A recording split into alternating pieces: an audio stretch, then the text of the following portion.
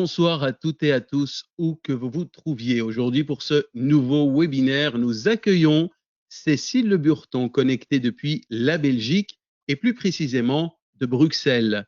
Cécile va nous présenter Booster son leadership par et pour le corps. Bonsoir Cécile. Bonsoir, cher Yotis. Bonsoir, Nathalie. Bonsoir à tous, d'où que vous vous trouviez. Bonsoir. Alors Cécile, comment vas-tu? Comment te sens-tu? Je me sens en joie, Yotis. En joie d'être là, honorée d'être là, impatiente aussi de partager avec vous. Très bien, donc tout va bien.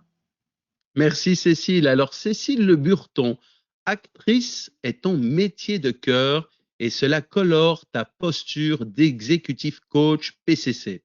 Tu reçois le premier prix en art dramatique au Conservatoire de Bruxelles, ce qui nous semble être une évidence lorsque l'on découvre ta prestation, ou plutôt dirais-je ton talent, lors de l'exercice pré-webinaire.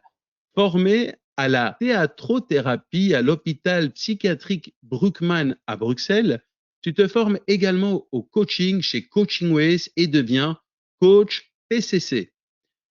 Certifié à la PCM, Process Communication Model, formé également au coaching scolaire chez Sandrine Tribou et à la psychopathologie chez Patricia Stas, que l'on salue, tu es passionné par la capacité que nous avons à nous adapter à notre environnement. Tu aimes faire des ponts entre des mondes qui n'ont a priori rien en commun. Senior consultante en évaluation et en développement des compétences, tu accompagnes les dirigeants, des managers et leurs équipes vers plus d'efficience en utilisant ton audace, ton exigence et ta créativité.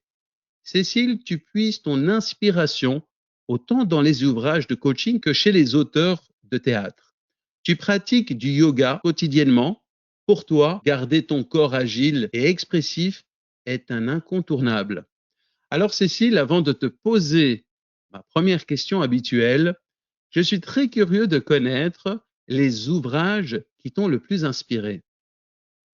Alors, sans hésiter, Yotis, c'est tout Tchekhov, Anton Pavlovitch Tchekhov. Tout le répertoire de Tchekhov, c'est mon grand amour théâtral, qui m'inspire encore beaucoup aussi dans mon métier de coach. Et d'ailleurs, j'en parlerai tout à l'heure. J'ai une petite anecdote à ce sujet. Ah, super. Merci Cécile. Alors Cécile, maintenant que l'on te connaît un tout petit peu mieux, que pourrais-tu rajouter pour que l'on puisse en savoir davantage sur toi? Alors, Yotis, j'ai aussi envie de rajouter que je suis maman. Je suis maman de deux très beaux garçons que j'embrasse s'ils passent par là. Et je suis aussi amoureuse de leur père. Et ça, c'est une chose qui compte beaucoup pour moi. Et puis, j'ai envie de raconter une petite anecdote pour illustrer un peu une de mes typologies de personnalité. Je discutais avec un mentor, un vieux monsieur que j'estime beaucoup, il y a de ça beaucoup d'années, et on conversait sur les projets, les miens, les siens. Et à ce moment, il m'a dit, tiens, ma grande Cécile, si tu veux un jour travailler dans le monde du business, assez high level avec des leaders, des chefs d'entreprise, des managers, surtout ne dis pas que tu es une actrice. Et je suis repartie avec cette phrase qui m'avait évidemment marquée et je ne l'ai pas écoutée. Je n'ai pas suivi son conseil. Ce qui revient à te dire que ma base en process communication modèle, c'est que je suis une rebelle. Ce qui n'est pas toujours simple à gérer pour mon entourage, mais je sais aussi suivre les conseils quand je les considère comme bons. Mais en l'occurrence, celui-là, j'ai pris le contre-pied et j'ai fait tout le contraire. Merci Cécile pour cette authenticité.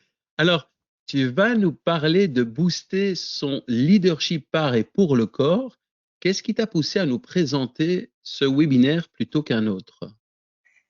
Alors ça, je pense que c'est lié au fait que pour moi, le corps, c'est le plus bel instrument qui soit, sans hésiter. Et je considère qu'on pourrait encore mieux en jouer, si je puis dire. Et donc, j'ai envie d'amener une pierre à cet édifice-là, d'une certaine manière, que ce soit à travers ma fibre artistique d'actrice, ou bien ma fibre d'accompagnatrice en tant que coach, c'est vrai que je mets le corps à l'honneur. Et j'ai toujours trouvé qu'il était très important. Et puis, je trouve aussi qu'à certains moments, il est très malmené. Donc, c'est un petit peu mon combat de cœur, d'une certaine manière. Oui. Alors, merci beaucoup, Cécile. Je t'invite à commencer ta présentation et moi, je m'éclipse et reste connecté vocalement comme d'habitude. Merci bien, merci à toi. En tout cas, vraiment, bonsoir à tous. Je suis très, très, très honorée de vous savoir si nombreux et qui que vous soyez, d'où que vous veniez, c'est un honneur pour moi. Vraiment, j'espère pouvoir partager cette passion et j'espère aussi que vous allez évidemment vous y retrouver par rapport à tout ce partage. Alors, j'ai une bonne nouvelle et une mauvaise nouvelle d'entrée de jeu. Je vais commencer par la bonne. Si vous êtes d'accord, ben, c'est que pour suivre ce webinaire, bonne nouvelle, il n'y a pas besoin de prérequis. Ça veut dire que vous êtes tous les bienvenus, quel que soit votre background. Mais seulement, il y a une condition. Et cette condition, c'est que vous preniez avec vous votre corps. Alors, pour ceux qui l'auraient oublié dans l'escalier ou dans l'ascenseur, c'est le moment d'aller le chercher. Je vous laisse juste un tout petit instant. Allez bien vite le chercher. Moi, j'attends. Ça, c'est le petit moment de silence. Ah voilà, là je viens de voir les corps apparaître, même si je ne vous vois pas vraiment, mais je vous sens. Et donc, j'ai envie d'honorer tous les corps qui sont venus ce soir avec vous. Et donc, vraiment, je leur tire mon chapeau parce que je trouve qu'ils ont déjà fait beaucoup depuis ce matin. Je ne sais pas si vous en êtes conscient, suffisamment conscient, mais en tout cas, voilà, j'ai envie que ce soit un moment aussi pour eux que l'on partage. Et donc, bienvenue à tous, les corps tels qu'ils sont. Et je vous avais dit que j'avais une mauvaise nouvelle aussi. Je vais la partager rapidement, comme ça je pourrai après me rattraper pour rectifier le tir. Je vais mettre un cadre. Vous savez que les coachs adorent mettre du cadre, je vais mettre le mien. Et ça va nous permettre aussi d'entrer dans le vif du sujet, si je puis dire, ou dans le corps du sujet, si j'ose une blague à dessous. Je vais commencer par dire que tous les médecins sont tous d'accord. Bouger, c'est bon pour la santé. Et tous les mêmes médecins sont tous d'accord, on ne bouge pas assez. Alors, les kinés, ils sont tous d'accord aussi. À la question, quelle est la position la moins adaptée au corps humain? La réponse est la position assise. Les caisses d'assurance sociale sont toutes d'accord. La sédentarité coûte des milliards d'euros chaque année au niveau de la santé. Les managers sont tous d'accord. Passer 3h59 en réunion, c'est contre-productif et c'est épuisant. Les employés sont tous d'accord. À la question « Comment vous sentez-vous ?», ils répondent à 82% fatigués. Les responsables et les spécialistes de burn-out sont tous d'accord. Si nous écoutions davantage les signes avant-coureurs que nous envoie notre corps, 8 burn-out sur 10 seraient évités. Les acteurs, les chanteurs, les musiciens, les sportifs sont tous d'accord. Pour garder un corps en bonne forme, ça demande des heures d'entraînement. Et les PNListes, que l'on connaît bien aussi quand on est coach, ils sont tous d'accord également de dire que la manière dont nous bougeons influence la manière dont nous pensons et la manière dont nous nous exprimons. Et donc, la manière dont nous bougeons influence également le regard que l'on porte sur nous. Voilà ce qui est du cadre qui est placé. Je vous avais dit, ça plombe un peu l'ambiance. Alors, on a deux solutions. Soit on pleure, soit on bouge. Alors, Yotis a dit tout à l'heure, et je pense que ça me correspond assez, que j'aimais faire des ponts entre des univers qui, a priori, n'ont pas grand-chose en commun. Eh bien, pour ça, je vais vous donner un petit secret. J'ai 2 atouts. Mon premier atout, c'est que je suis très curieuse. Ça aide, évidemment. Et puis, mon second atout, c'est que j'ai la chance d'avoir de très grandes jambes. Alors, vous ne pourrez pas les voir à l'écran parce que je pense que si même je fais ça, on ne la verra pas. Mais à vue de nez, je ne vous mens pas, si je mesure, on doit être sur du 1,10 m pour une jambe. et j'ai la chance d'en avoir 2, ce qui nous fait en gros du 2,20 m d'enjambé. À ça, j'ai envie de rajouter mon envergure de bras qui doit se situer aux alentours du 1,80 m, ce qui fait grosso modo un 4 mètres. Et ça, c'est quand je ne suis pas en forme. Je peux atteindre du 4,10 m, 4,20 m selon l'état. Et donc ça m'a beaucoup aidé puisque je vous resitue la scène. Quand actrice, j'ai débarqué dans le monde de l'entreprise, j'ai eu 2 chocs.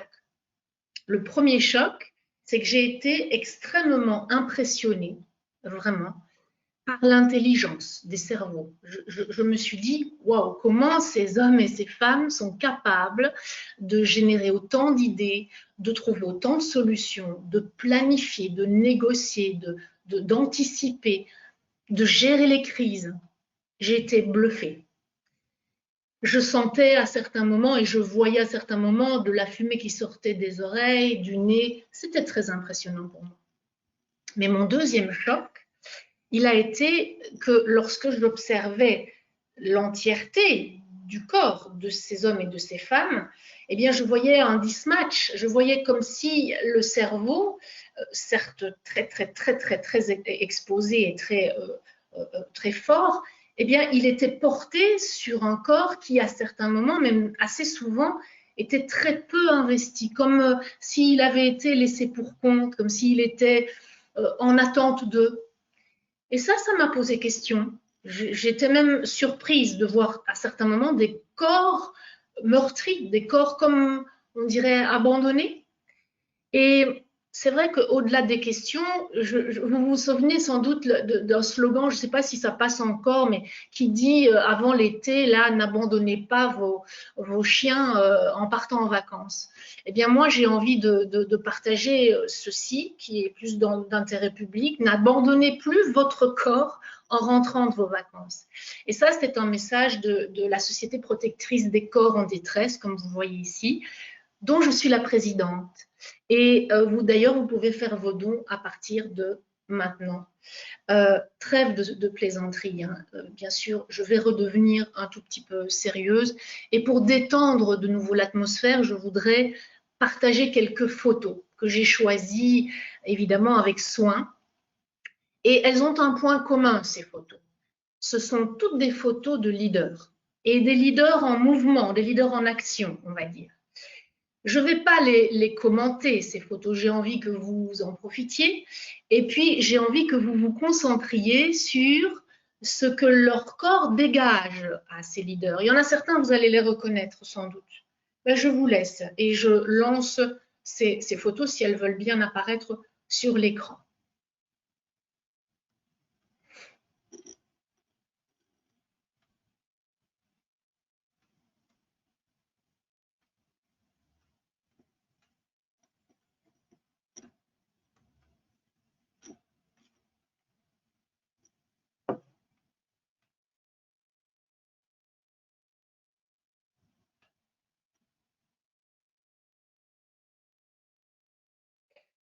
Bon, on va s'arrêter là. C'est un tout petit peu. J'ai eu comme le sentiment que c'était la descente aux enfers. Pardonnez-moi. C'est vrai qu'évidemment, c'est pas la peine d'en rajouter. On a observé des leaders du monde plutôt artistique qui sont évidemment extrêmement investis. Et puis, nous sommes arrivés dans le monde plus du business et particulièrement de la politique.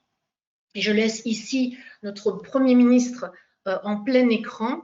Et évidemment, j'ai en effet comme une sorte de cri du cœur qui me vient, ou comme un rêve plutôt, où je me dis, tiens, si vendredi prochain, notre Premier ministre, pour ceux qui viendraient dans notre pays et qui ne reconnaissent pas ce monsieur qui est sur la photo, si notre Premier ministre pouvait prendre la baguette du chef d'orchestre que l'on a vu un tout petit peu plus tôt dans cette série de photos et nous annoncer ce qu'il aura à nous annoncer en se levant et en nous prenant avec lui dans son discours pour nous emmener et puis pour montrer le cap et puis pour nous rassurer éventuellement, même si les nouvelles ne sont pas bonnes, eh bien, je trouve que ce serait un grand moment. Donc, je rêve que l'un et l'autre de ces leaders que je viens de vous montrer en photo puissent apprendre les uns des autres.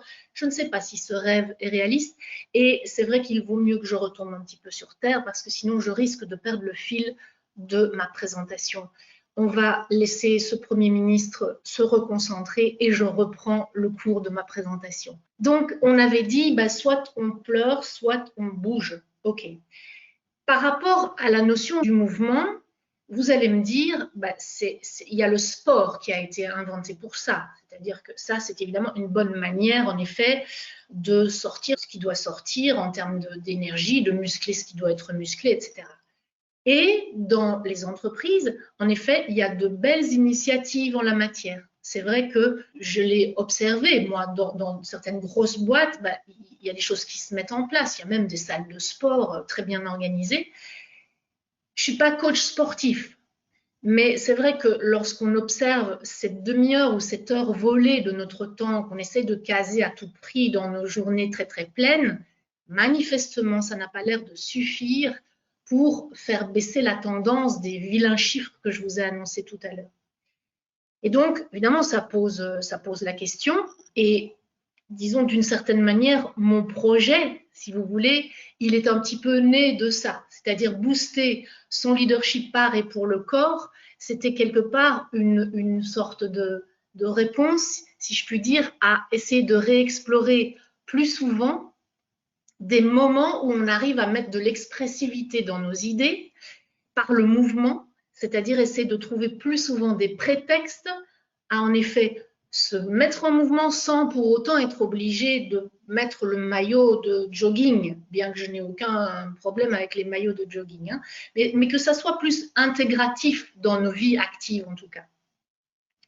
Et donc, c'est vrai que c'est pour moi une forme de dynamique vertueuse, ce principe, puisque prendre conscience de l'impact de notre leadership sur les autres, de notre corps, pardon, sur notre leadership, c'est évidemment commencer à prendre soin de lui et c'est se sentir en meilleure santé a priori et puis avoir de l'impact sur les autres, ce qui est pour un leader quelque chose qui est attendu, qui est bienvenu. Alors, on va parler pas mal de la notion de leadership aujourd'hui et j'ai envie que vous choisissiez comment vous voulez l'entendre. C'est-à-dire, il y a deux façons de l'entendre. Soit vous l'entendez sous l'aspect, le leadership, l'art de diriger d'autres personnes. Ok, ça c'est le leadership au sens premier. Donc ça, c'est une relation que le coach peut avoir vis-à-vis d'un leader qu'il coach. Et puis ça peut également être le self-leadership, c'est-à-dire l'art de se diriger soi-même, ce qui a priori est quelque chose qui nous rassemble tous. Il y a quelque chose cette image aussi me plaît beaucoup, la notion de êtes-vous locataire ou propriétaire de votre propre corps. En ce qui me concerne, j'ai fait mon choix. C'est vrai qu'un corps, on n'en a qu'un, on fait avec et on fait pour le mieux avec, à mon sens. Et donc, je trouverais dommage d'être locataire trop longtemps de son corps avant de l'investir vraiment. Alors, avant d'entrer dans le concret des sujets que je veux aborder avec vous, parce que j'ai envie de finalement partager par mes expériences de coach, lorsque je coach des leaders ou lorsque je coach des équipes de leaders, je vais partager avec vous aussi la manière dont mon métier d'actrice peut avoir un impact sur la manière dont je coach. Et je voudrais quand même d'abord mettre une petite mise en garde, sachant que évidemment que tous les exercices dont je vais vous parler, toutes les expérimentations même que je peux faire avec des groupes ou avec des individus, ça va toujours évidemment être mis sous la condition que le coach vérifie que le client il est OK avec l'expérimentation. Cela peut aller de soi, mais je préfère quand même le vérifier avec vous ou en tout cas vous rassurer là-dessus, puisque les 3 P doivent être absolument vérifiés d'entrée de jeu, sans quoi on ne va pas pouvoir expérimenter quoi que ce soit. Pour rappel, les 3 P, c'est en mettant un climat de protection, ça c'est le premier P, je vais offrir la permission, c'est le deuxième P, que mon client se sente puissant, ce sera le troisième P. Sans ça, c'est très compliqué d'expérimenter quoi que ce soit au niveau du leadership du corps. Parce que c'est vrai qu'on n'est pas tous pareils en matière d'implication dans le corps. On n'est pas tous pareils et les acteurs ont ceci de particulier que ils sont habitués, ils sont drillés au fond à être disponibles, à faire en sorte que leur instrument il soit le plus agile possible, le plus directement utilisable. Et ils y travaillent et ils travaillent également à le montrer. C'est bien une des particularités de l'acteur. Et donc, ce qui est important aussi par rapport à la notion du corps du leader, c'est que je ne parlerai jamais ici de la notion de beauté, de la notion d'élégance, de la notion de prouesse ou de souplesse extraordinaire. Je parle simplement de la notion de je suis conscient de mon corps, de l'impact qu'il a éventuellement sur les autres et de la manière dont je suis conscient, je vais pouvoir potentiellement le mettre en mouvement autrement, plus, moins, en tout cas lui donner de l'épaisseur. Déjà, cette conscience-là, c'est beaucoup et c'est très vertueux pour moi. Et puis, je ne vais pas le cacher non plus, il y a du tabou dans l'air quand on travaille le corps en entreprise. Et le tabou, moi, je n'ai pas d'explication scientifique autour de cela. J'ai ma propre perception. C'est vrai que quand je débarque avec ces thématiques-là dans mes workshops ou dans mes accompagnements, eh bien, je sens qu'il y a potentiellement de la crainte d'aller sur une pente qui ne va pas être agréable pour le client, d'aller trop loin, d'être trop intrusif, de ne pas mettre suffisamment justement de pudeur autour de ce travail. C'est ce qui s'appelle le tabou, on peut le dire. Et en même temps, face au constat dont je parlais en début de webinaire, pour moi, il faut quand même bien qu'on avance par rapport à ça. Si les corps sont sous-stimulés et malmenés, si on n'en prend pas conscience et qu'on ne décide pas de faire autrement, je ne vois pas comment cela va pouvoir évoluer positivement. Je suppose que si on est sur des œufs en parlant du corps en entreprise, c'est parce que le corps, il est sexué, à la différence d'aborder le cerveau, que le cerveau, certes, il est sexué aussi, d'une certaine manière, mais ça va moins poser de problème, en tout cas, de commencer à parler des compétences intellectuelles. Et si on prend un leader qui va s'interroger sur son propre corps, il va se dire, oui, mais moi, je risque de passer pour un narcissique. Et puis, si on prend un leader qui s'intéresse au corps de ses équipes, ce qui est quelque part aussi sa responsabilité, il risque d'être pris pour un pervers, ça ne va pas non plus. Et donc, la notion de l'équilibre, pour moi, elle est nuancée de la même posture que le coach, c'est-à-dire on va aller travailler sur le respect, bien sûr, et puis on va également, à un moment donné, bousculer.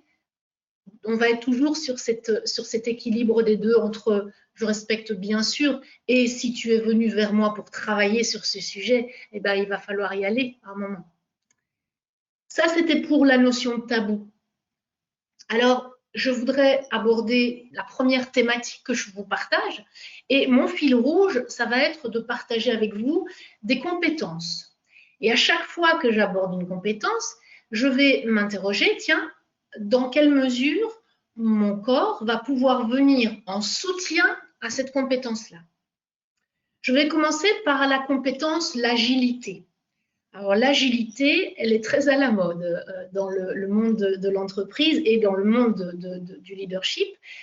C'est vrai qu'aujourd'hui, il n'y a plus une seule description de fonction à un certain niveau de fonction exécutive où il n'est pas question de l'agilité. Il faut être agile. Agile pour gérer le changement, agile pour gérer les crises, agile pour réagir vite. Donc l'agilité, elle est à tous les moments de la carrière d'un leader. Et on entendra l'agilité sous deux aspects. On a la notion d'agilité, je dirais relationnelle, qui est l'agilité de pouvoir s'aligner à son interlocuteur. C'est-à-dire que si le canal n'est pas le bon, à un moment, je vais en changer pour récupérer la qualité de communication. C'est ce qu'on peut appeler l'agilité relationnelle. Et puis, il y a le second aspect de l'agilité qui est plus réflexive, c'est-à-dire notre capacité à générer des alternatives. Pas évident ça, et rapidement en plus. Alors, revenons-en à nos leaders. qu'est-ce qu'on va pouvoir faire par rapport à cela? Il y a ici ce slide qui note les charnières. Eh bien, en effet, si l'acteur travaille pour incarner le rôle d'un personnage agile, je ne sais pas, je pense à Scapin, je pense à Cyrano, je pense à Pozzo, eh bien, il va évidemment pas travailler l'immobilité. C'est pas ce qui lui vient en premier. Il va naturellement travailler au niveau de l'expressivité de son corps, la réactivité de son corps, la dynamique, la capacité à être en endroit où on ne s'attendait pas à ce qu'il arrive, à changer de rythme également. Et donc, tout ça va naître du mouvement. On revient à nos leaders. Qu'est-ce qu'on peut faire par rapport à cela? Eh bien, c'est faire un check de nos charnières. Ce que j'entends par charnière, j'ai nommé tous les éléments de notre corps qui nous permettent de mobiliser le corps. J'ai nommé, je commence par le bas, les chevilles, les genoux, les hanches, les 33 vertèbres de notre colonne, le cou, les yeux, les épaules, les coudes, les poignets et les doigts. Ça fait déjà du boulot, vous allez me dire. C'est-à-dire que donc, première chose, on va faire un constat, on va voir, tiens, où devrais-je mettre un peu d'huile? Ces charnières-là, souvent elles coincent, hein, à force d'être assis, etc. Et puis, après, on va mobiliser. C'est-à-dire qu'on va aller chercher du mouvement. Et du mouvement, il y a un petit miracle qui se produit, puisque du mouvement naît la créativité. Puisque du mouvement naît la capacité à lâcher prise, à lâcher le mental. Et ça tombe bien, puisque de quoi se nourrit l'agilité? Eh bien, de la créativité. Donc, merci le mouvement. Ça, c'était pour la première expérimentation possible au niveau de l'agilité. C'est-à-dire, tiens, de cette compétence qu'on pourrait intellectualiser, d'habitude, c'est ce qu'on fait. On travaille sur cette notion d'intellectualiser la compétence. Eh bien, comment mon corps peut venir la soutenir? Premier exemple. Donc.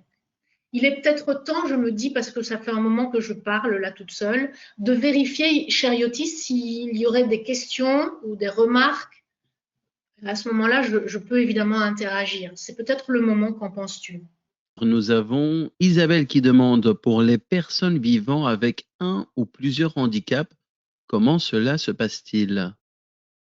Ça m'est arrivé, eh bien ça se passe magnifiquement avec tout ce que le corps peut quand même offrir, et Dieu sait que les personnes souffrant d'handicap ont une merveilleuse capacité à utiliser les parties éventuellement mobiles ou les parties qui sont moins diminuées, on va dire. Et donc, c'est avec cela qu'on fonctionne et qu'on travaille de la même manière de celui qui a la chance d'avoir ses deux jambes et ses deux bras et ses yeux. Donc, pour moi, je ne fais pas de différence.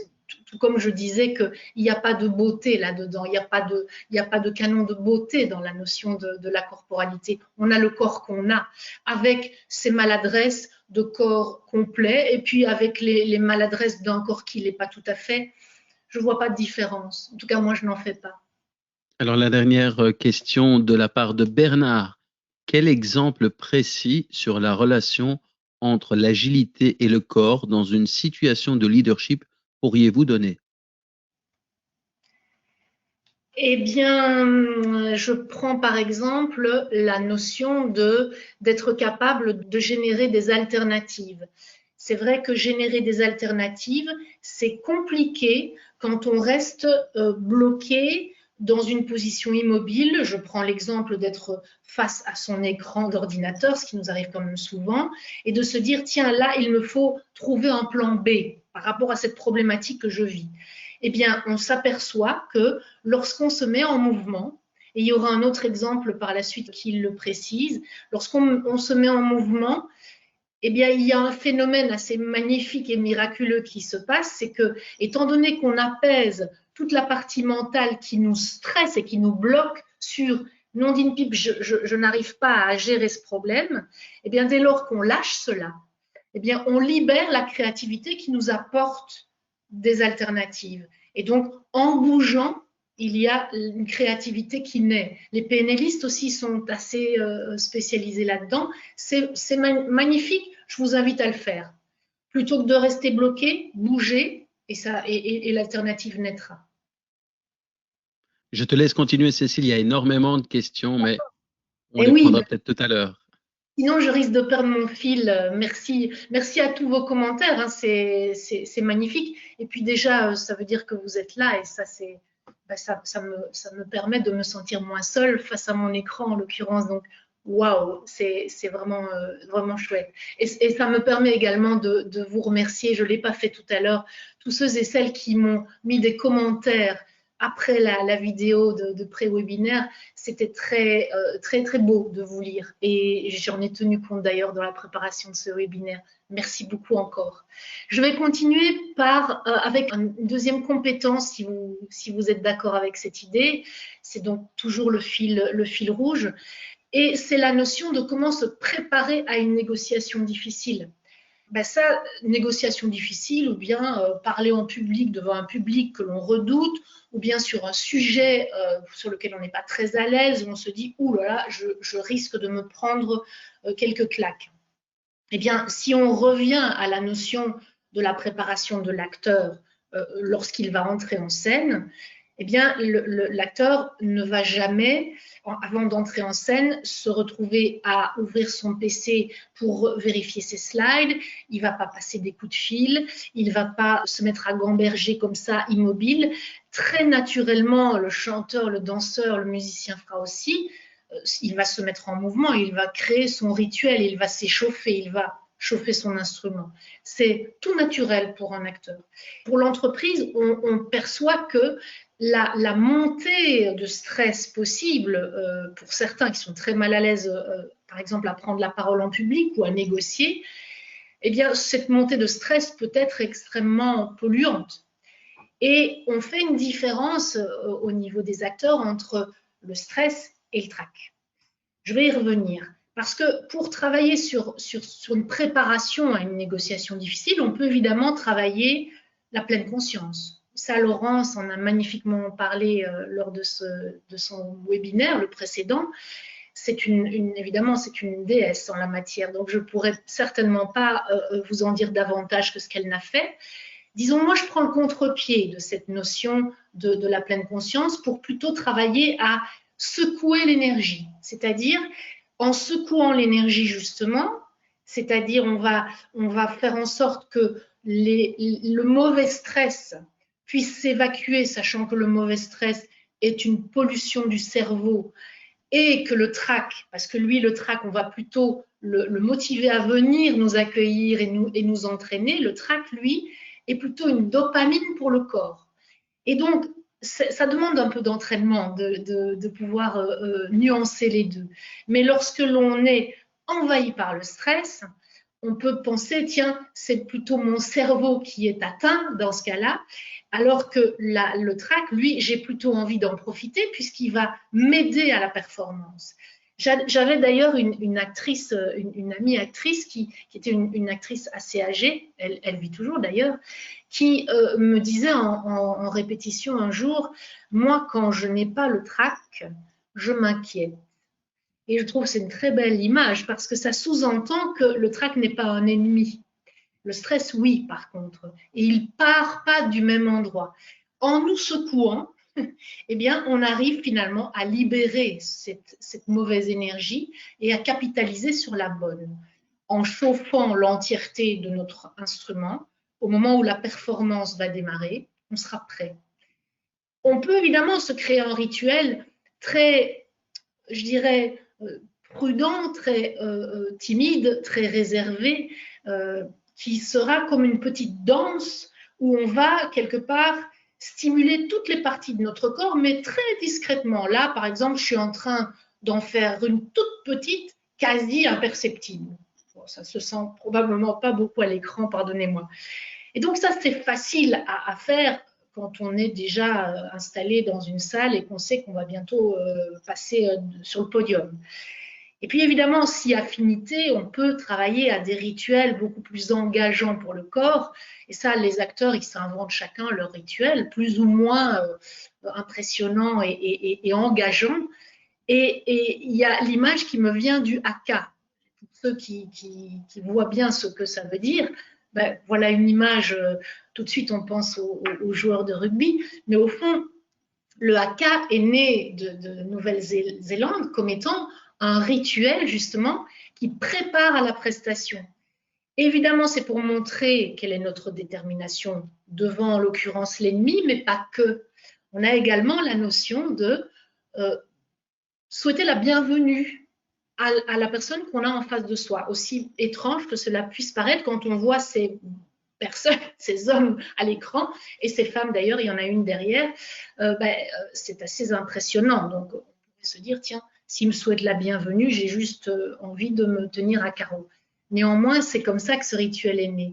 Et vous allez me dire impossible en entreprise, ce n'est pas vrai que c'est impossible. Moi, je crois que rien n'est impossible, puisque bien sûr, en entreprise, on peut jouer à ce genre de jeux également, qui peuvent être très amusants, certes, mais au final, quel est le but de ce rituel-là?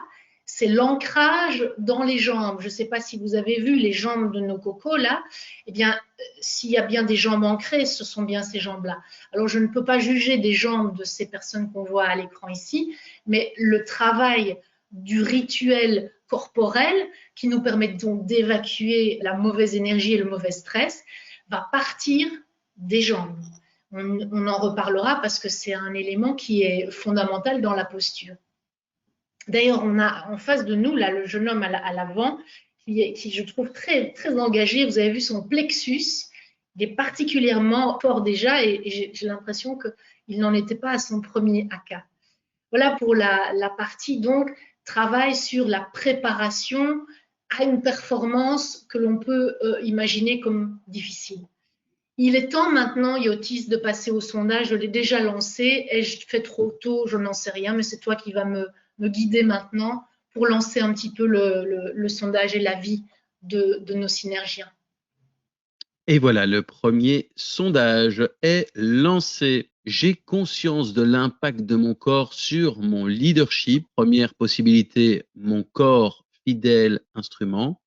Je suis souvent gêné de lui. Au sport, pas au boulot. Je sais comment il est perçu. Alors ça nécessite quand même un peu de réflexion pour les synergiens. Nous sommes à bientôt 60%, mais il y a une réponse qui se dégage. Je vais bientôt arrêter donc le sondage.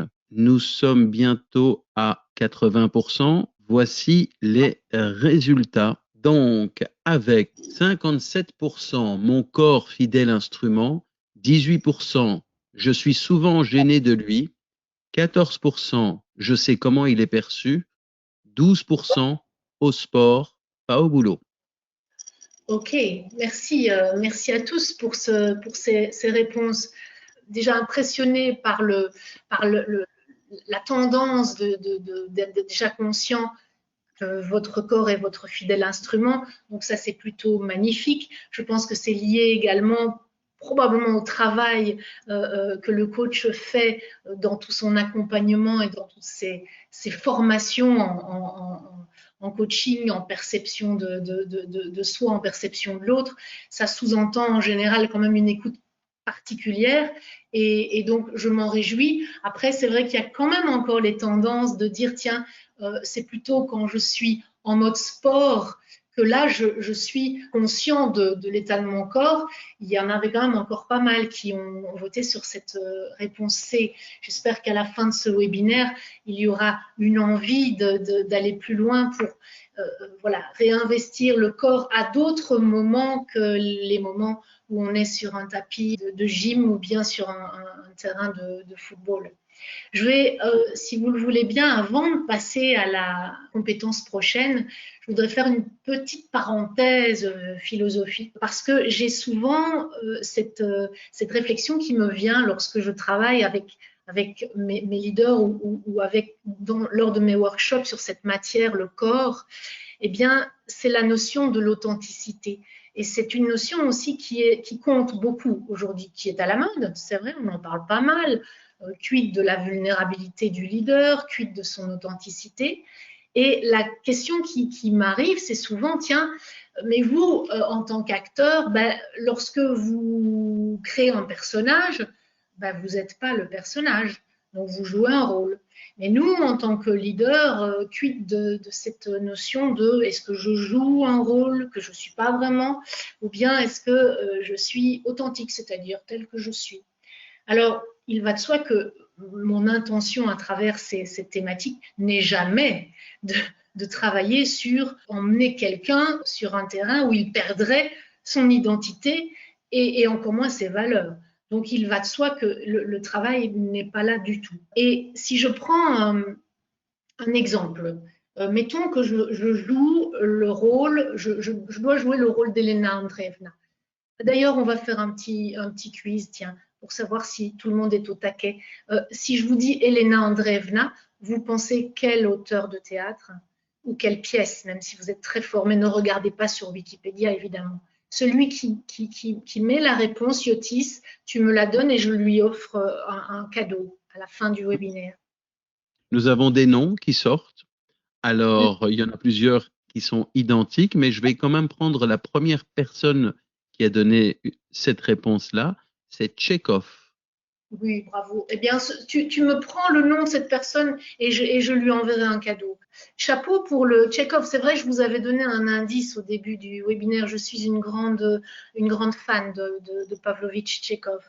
Et donc, en effet, je reviens sur notre Elena Andreevna. Imaginons que je veux incarner Elena Andreevna. Évidemment, je ne suis pas Elena Andreevna. Je vais lui prêter mon corps. Et d'ailleurs, s'il y a bien quelque chose qui est très excitant dans le métier de l'acteur, c'est bien de jouer des rôles qu'on n'est pas vraiment dans la réalité. C'est probablement pour ça qu'on choisit ce métier. Une des raisons pour lesquelles on choisit ce métier.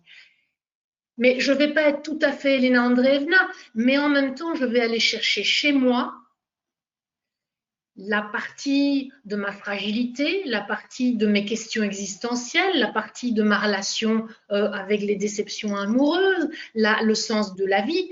Toute cette partie-là, je vais aller la piocher en moi-même d'une certaine manière pour l'offrir en partage dans le rôle que je vais jouer.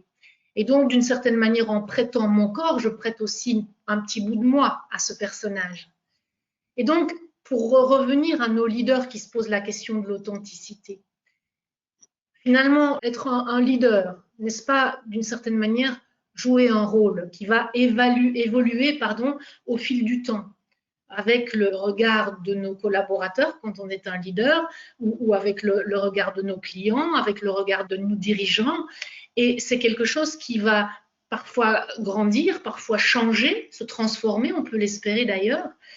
Et au même titre que l'acteur, il va évoluer avec le regard de son public ou de la presse, parfois il s'en prend plein la figure d'ailleurs, eh bien le leader, il va aussi grandir par le feedback de ses équipes.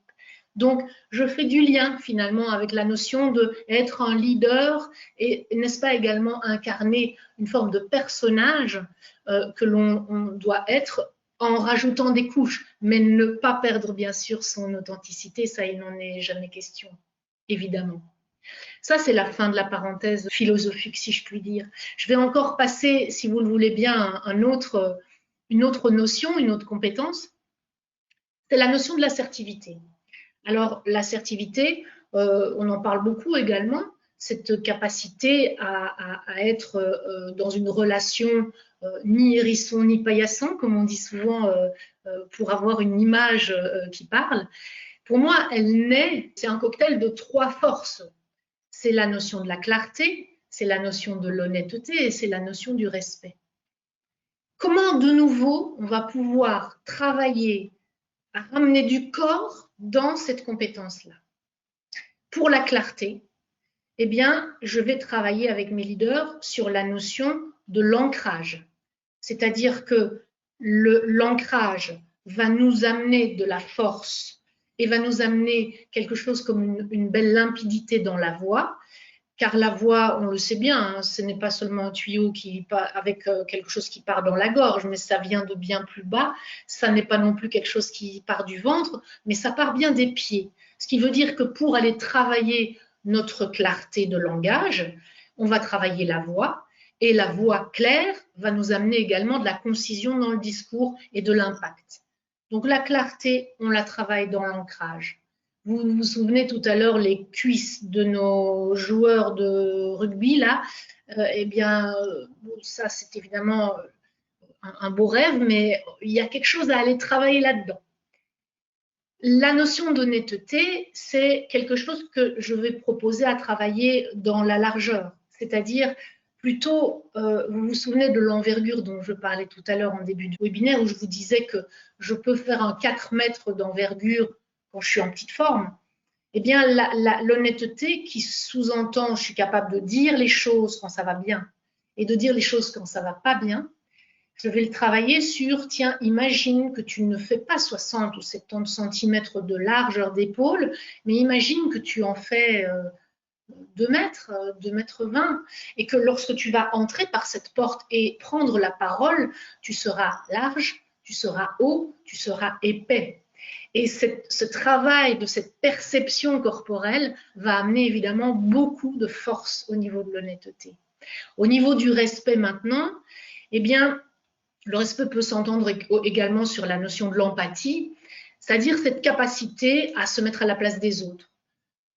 Facile, croirait-on, mais pas du tout facile, on est bien d'accord. C'est-à-dire se mettre à la place de l'autre sous-entend faire preuve d'écoute, puisque si on s'arrête à la clarté et à l'honnêteté, on a quelqu'un qui est costaud, quelqu'un qui est large, ancré, mais on a quelqu'un qui risque de prendre toute la place parce qu'il n'y aura pas l'écoute, il n'y aura pas cette capacité à dire « Ok, j'ai dit ce que j'avais à dire, maintenant je t'écoute ». Et donc, je ne sais pas si vous connaissez la technique du costume trop petit. C'est évidemment une métaphore corporelle. Ça, c'est typiquement quelque chose qu'a abordé notre cher Max. D'ailleurs, Max, si tu passes par là, je t'embrasse. Sur les métaphores, webinaire merveilleux que vous pouvez réécouter à dessein. Et donc, le travail du costume trop petit, c'est ça. Si vous imaginez un leader qui vous dit, moi, l'empathie, ça m'énerve. Hein, c'est-à-dire que quand j'ai quelqu'un en face de moi qui me dit, je ne sais pas trop bien comment m'y prendre, je suis mal à l'aise, ce projet, c'est pas très clair. Vous voyez déjà l'attitude que j'ai quand je vous dis ça, je me ratatine d'une certaine manière. Eh bien, ce leader agacé par ce genre d'attitude va dire, oui, je devrais travailler à mon empathie, je devrais être plus respectueux d'eux. Proposez-lui d'enfiler un costume trop petit pour lui. Ainsi, il va faire l'exploration physique de cette sensation de dire tiens, oula, là je me sens étriquée, je me sens mal à l'aise. Et voilà ce que c'est de se sentir mal à l'aise par rapport à un projet, par rapport à quelqu'un. Ensuite, faites déambuler cette personne dans la pièce, demandez-lui de s'exprimer, laissez-lui son costume trop petit pendant 3 heures et vous verrez qu'il aura fait l'expérimentation de l'empathie en interne. Je répète donc pour ces 3 notions d'assertivité, clarté, on le travaille dans l'ancrage, l'honnêteté dans la largeur et l'épaisseur, et le respect, on change de costume. Ça, c'était pour la notion de l'assertivité. J'ai encore un petit sondage, mon cher Yotis, à te proposer. Voilà, alors on lance le deuxième sondage. Comment vous sentez-vous à ce moment du webinaire? Le sondage est lancé. Voilà, vous êtes à plus de 70% ou 70%. Et voici les résultats. Donc, avec 44%, OK, on continue. 38%, mon corps veut bouger. 16%, je décroche, je veux plus d'exemples. Et 1%, je ne comprends rien. Voilà, je te laisse continuer. Et je voulais te dire que moi aussi, je me suis dit qu'il était temps d'aller peut-être courir. D'aller courir. Bon, alors si on va courir maintenant, ça risque d'être difficile de poursuivre par rapport à ce webinaire dans les temps. Ce qu'on pourrait faire ensemble, si vous avez envie de bouger, parce qu'il y a quand même une belle partie de gens qui veulent bouger, ça pourrait être très simple. Si vous avez un mur près de vous ou si vous avez votre bureau devant vous, alors j'ai aucune idée de ce que ça va donner parce que si je me lève, je suis peut-être complètement hors écran, mais vous pourriez faire ce travail de vous lever, d'aller contre le mur, je l'imagine, je ne sais pas du tout si on me voit, Yotis, d'imaginer que là, On te voit. on repousse le mur et on s'ancre dans le sol en même temps. Si ça vous aide, ça peut être pas mal. On repousse le mur, jambes tendues, bras tendus. Moi, j'ai pas de mur, donc je fais semblant. Voilà, un bel angle droit et ça nous permettra de travailler également l'ancrage. Alors évidemment, la difficulté ici, c'est que je suis en train de faire un petit exercice et j'ai aucune idée si tout le monde me suit. Donc ça peut paraître assez étrange comme exercice. Mais évidemment, bougez, ne vous interdisez pas de bouger si vous le souhaitez. Gesticulez, faites votre rituel, faites un haka. De toute façon, moi, je ne vous entends pas. Vous pouvez même crier, hurler, tout ce que vous voulez. Moi, je poursuis pour rester dans le temps raisonnable et j'ai encore envie de vous partager un dernier exemple d'expérimentation, si j'ose dire. C'est l'exemple autour des styles de leadership. Très à la mode également chez les leaders, style de leadership. Alors, je plante le décor.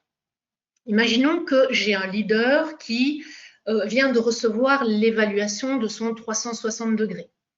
Et son 360 degrés, pour ceux qui l'ignorent, c'est une évaluation où il s'évalue lui-même et où il demande à ses collègues et dirigeants de l'évaluer.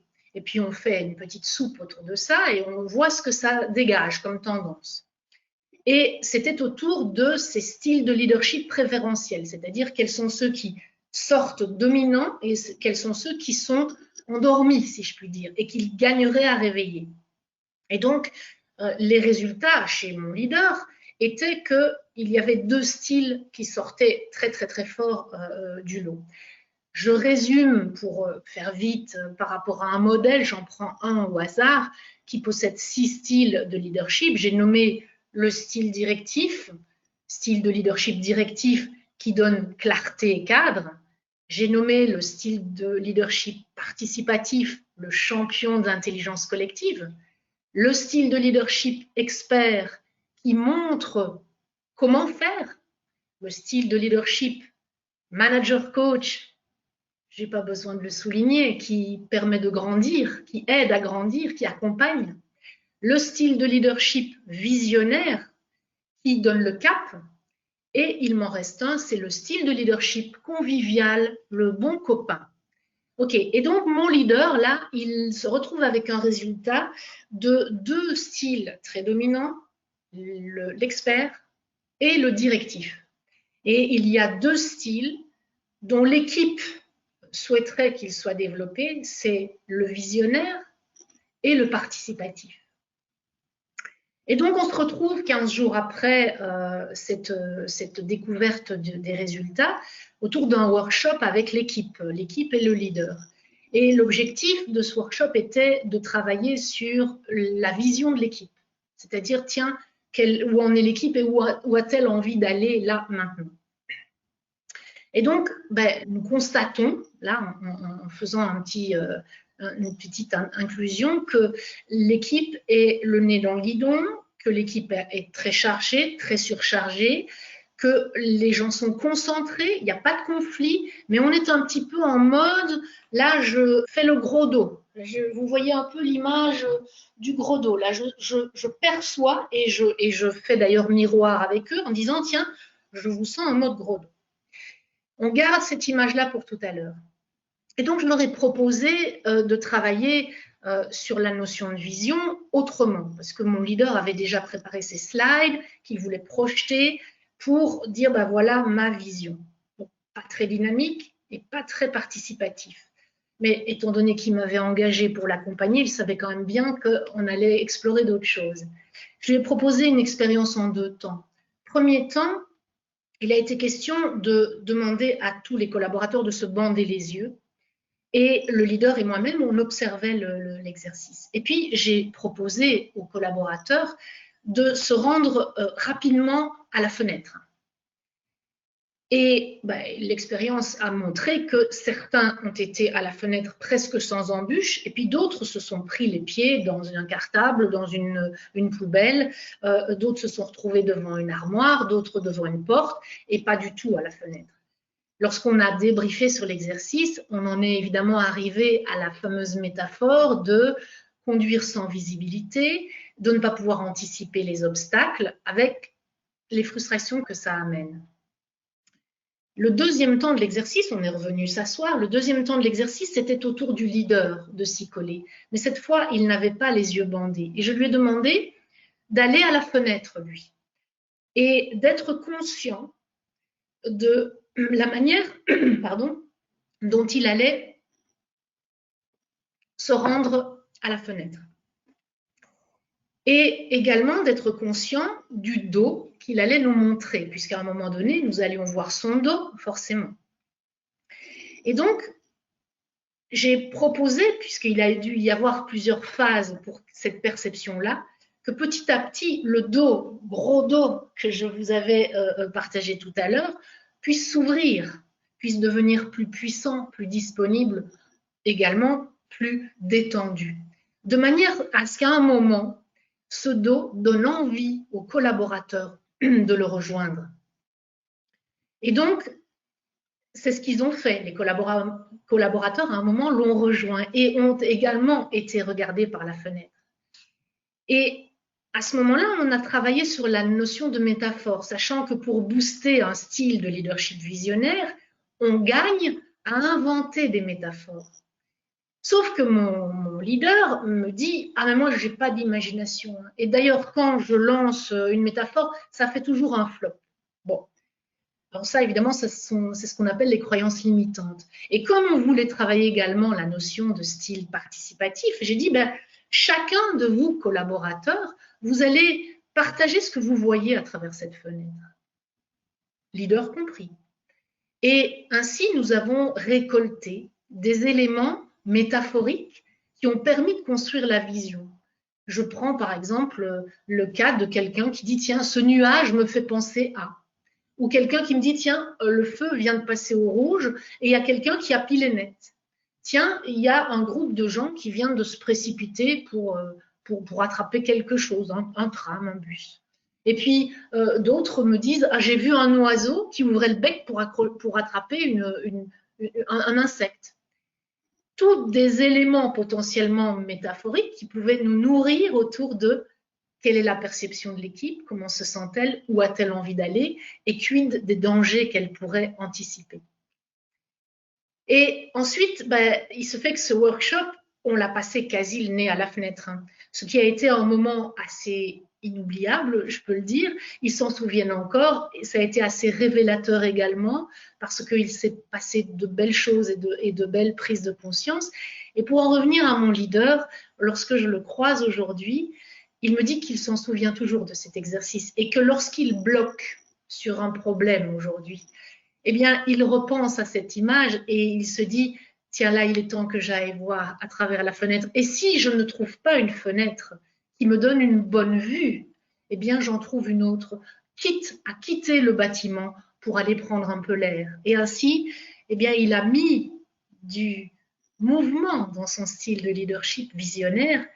Et je ne vous cache pas qu'il a mis aussi beaucoup de joie dans mon cœur de coach, puisque quelque part, c'était ce à quoi nous voulions arriver. Ça, c'était pour clôturer sur les exemples que je voulais vous partager. Eh bien, quelques croyances limitantes, comme vous le voyez à gauche, le ne sois pas ridicule, la petite voix qui peut venir nous embêter quand on explore de nouvelles choses. Eh bien, à cela, moi, je dis, au contraire, soyez ridicule, surprenez-vous, surprenez-nous. À la petite voix qui dit ne fais pas l'enfant, eh bien, moi, je dis le contraire, c'est-à-dire au contraire, retrouver l'enfant libre, l'enfant agile. Et ça, l'analyse transactionnelle nous l'offre tellement bien. Le soi raisonnable qui peut venir à notre oreille, j'ai envie de dire, mais que du contraire, soyez audacieux, laissez une trace, n'est-ce pas ce qu'on attend d'un leader? Et puis, nous parlons de sujets sérieux. Pour en revenir à notre Premier ministre, là, tous les vendredis, je pose la question, est-ce une raison de laisser votre corps en friche? Je n'ai pas la réponse, je vous laisse réfléchir à cela.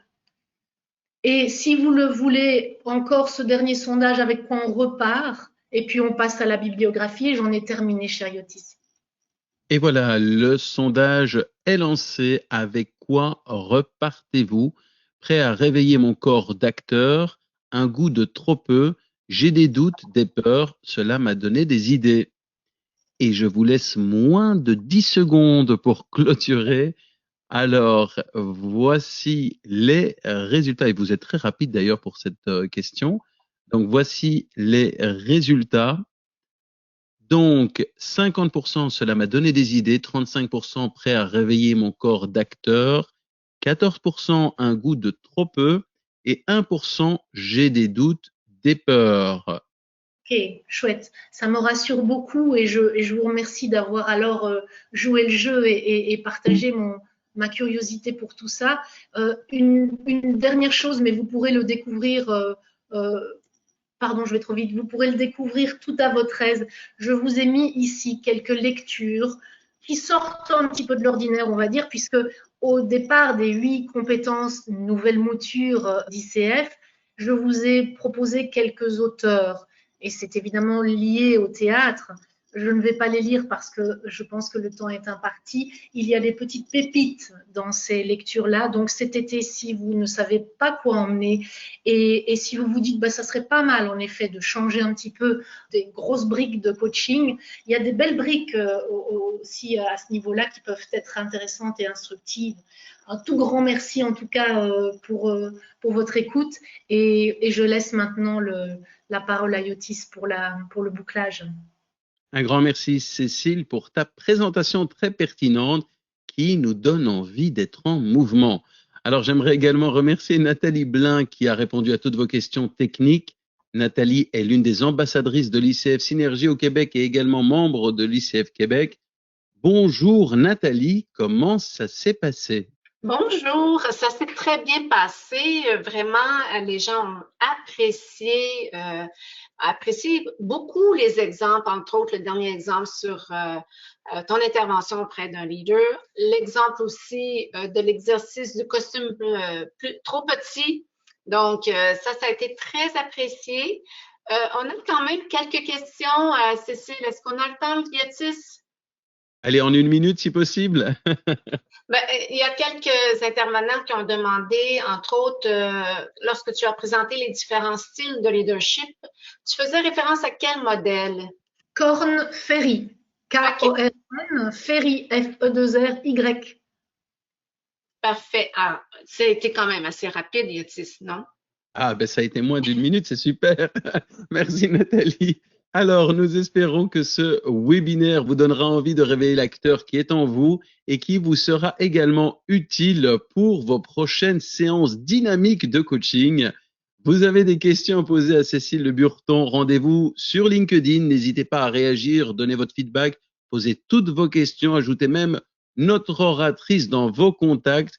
C'est comme ça qu'on fait maintenant, donc ajoutons-nous les uns les autres et créons ainsi de nouvelles synergies. Vous avez aimé ce webinaire, vous voulez nous le faire savoir et nous envoyer un peu de force pour booster justement notre ocytocine et notre dopamine, laissez-nous un petit pouce bleu sous la vidéo, mettez des petits cœurs un peu partout, quelques commentaires et voilà comment vous pouvez tout simplement nous faire plaisir. Qu'avez-vous pensé de ce webinaire?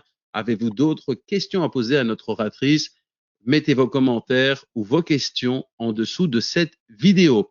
Rayonnement, synergie, ouverture, bienveillance, partage, coaching, tous ces mots qui définissent nos actions définissent également notre vision qui est que notre communauté francophone participe activement et internationalement au rayonnement du coaching et puisse ainsi contribuer à l'émergence d'un monde meilleur. Je vous souhaite à toutes et à tous une bonne journée ou une excellente soirée où que vous vous trouviez. Et Cécile, je te laisse le mot de la fin. Eh bien, cher Yotis, je ne peux m'empêcher de vous dire que j'ai le cœur en miettes devant les théâtres fermés. Et donc, ils vont réouvrir, je l'espère de tout cœur, très vite. Alors, précipitez-vous, inspirez-vous et ben voilà, faites en sorte que ce rayonnement puisse continuer à exister par rapport à ce webinaire où je vous ai évidemment tiré quelques fils intéressants sur l'agilité des acteurs. Merci Cécile, merci Nathalie, merci à vous toutes et tous. Au revoir. Au revoir à tous. Au revoir.